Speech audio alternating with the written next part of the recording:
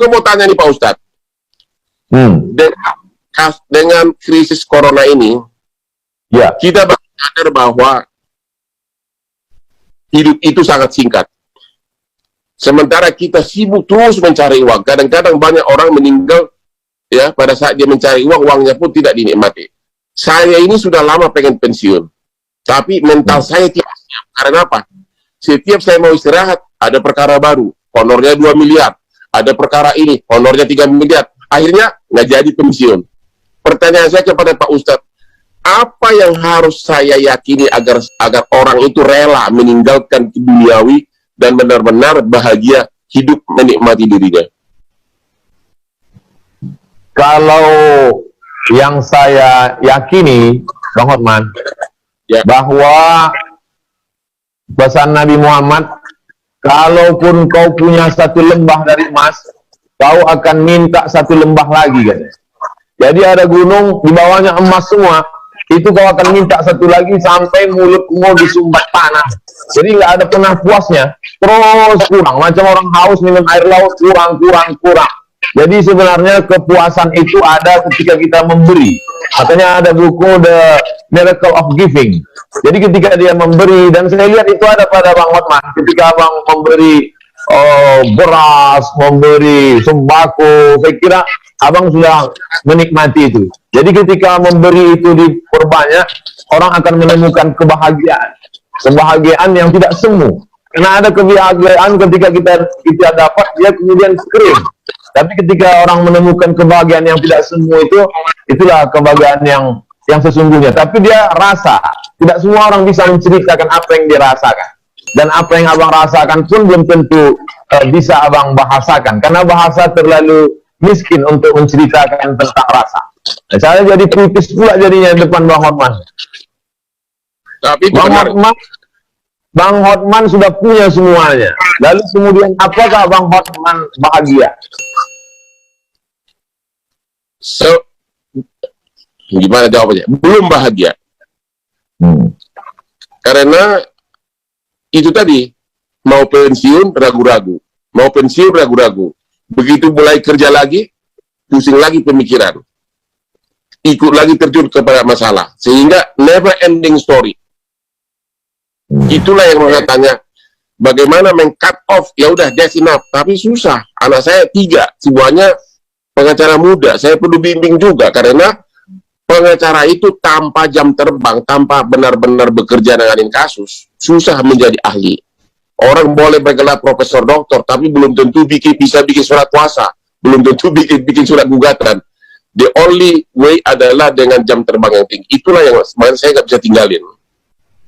Tapi bahagianya ya semu.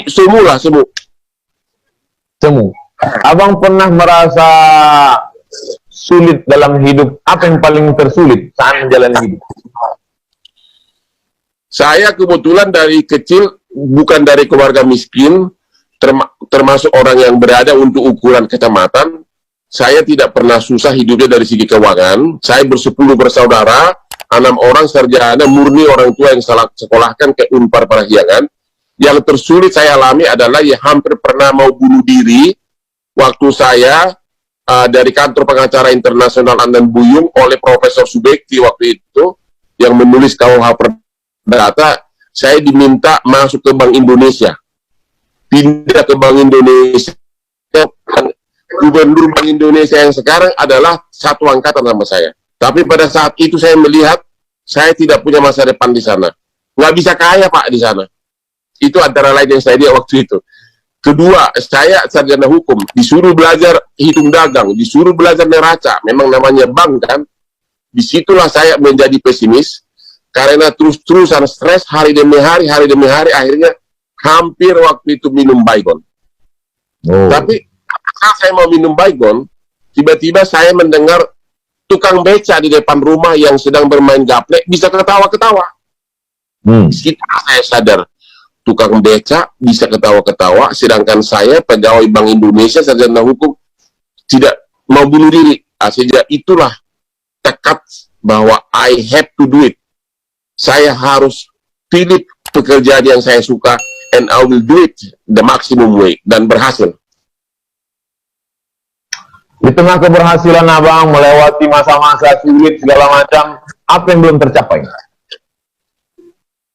Yang belum sebenarnya, pertama, saya tidak pernah tertarik jadi pegawai negeri, tidak pernah tertarik jadi DPR, tidak pernah tertarik jadi menteri.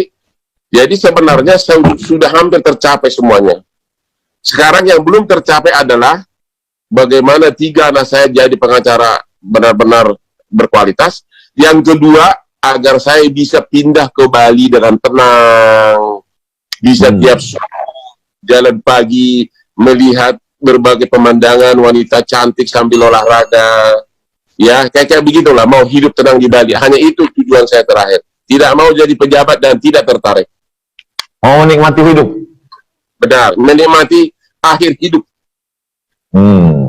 Hidup tidak bisa ditambah, Bang Hotman, tapi kita bisa membuat hidup lebih berkualitas. Ya. Keyakinan saya mengatakan hidup sudah ditetapkan Tuhan, sehingga ketika dia datang kita tidak perlu takut dan kecewa, karena kematian itu pasti datang. Ketakutan tidak memperlambat kematian, keberanian tidak mempercepat kematian, tapi kita bisa membuat sisa hidup ini berkualitas. Mudah-mudahan sisa hidup Bang Hotman dan kita semua berkualitas, baik, bermanfaat buat orang banyak.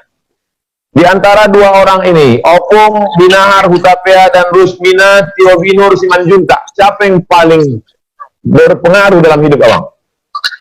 Wah, data saya dapat benar ya, sampai nama bapak saya tahu ya. Oke, yang paling berpengaruh adalah dua-duanya IQ tinggi, saya tahu itu. Tapi yang paling berpengaruh dalam hidup saya adalah ibu saya.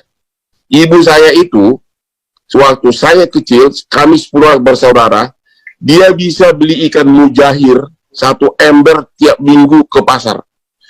Ikan mujahir itu disup tiap hari dan dikasih ke anaknya, dan selalu dengan pesan agar kau pintar di sekolah. Dia percaya, walaupun dia orang kampung, dia percaya bahwa makanan turut membantu IQ.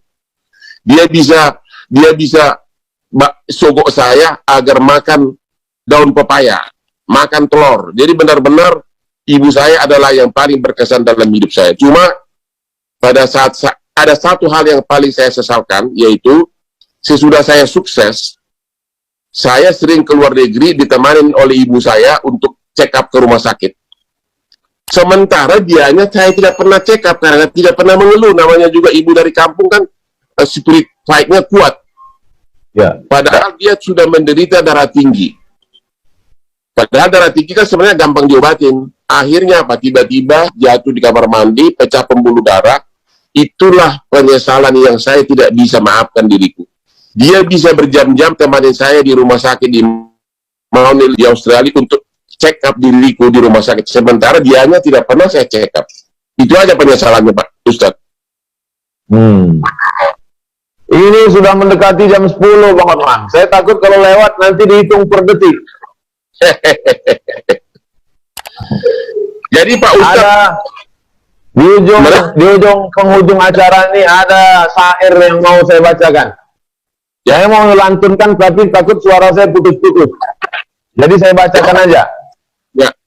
Molo adung nasalah manang na urang pambaniaki. Saya anju mau. Mana tahu selama acara ini ada kata-kata tidak berkenan, cara menjawabnya tidak hormat, tidak sopan. Mudah-mudahan kita tidak tersinggung dan tidak merusak perasaan. Jawaban saya sama dengan bahasa Batak lagi, dang adong nasalah.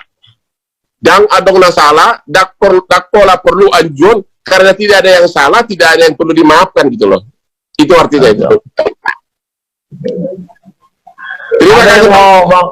Ada yang mau Bang Hotman klarifikasi, karena banyak sekali thumbnail yang ingin Abang klarifikasi pada momen ini. Silakan. Ya, sebenarnya sih banyak titipan pesan kepada saya menanyakan inilah, tapi karena saya lihat berbau terkait dengan agama, saya tidak mau membahasnya di sini. Mungkin ada banyak pesan ke saya, tolong tanyakan kepada Ustadz atas ucapan-ucapannya masa lalu yang seolah-olah menyindir agama lain. Tapi kan Pak Ustadz tadi udah jawab. Ya itu aja klarifikasi. Ya. Saya ucapkan banyak terima kasih kepada Bang Hotman. Salam untuk Ibu Agustian Marbun. Ya, salam, dengar kok. Sukses selalu. Mudah-mudahan kita bisa ketemu di lain kesempatan. Kalau datang ke Pekanbaru, jangan lupa kontak-kontak. Ketemu insya Allah. Terima kasih Pak Ustadz Sobat. Terima kasih. Sampai ketemu. Ya. Nanti saya datang ke Pekanbaru akan saya cari langsung Pak Sobat. Ya. Amin. Oke, saya Terima kasih banyak. Terima kasih. Salam. Salam. Selamat malam, Bang Ahmad.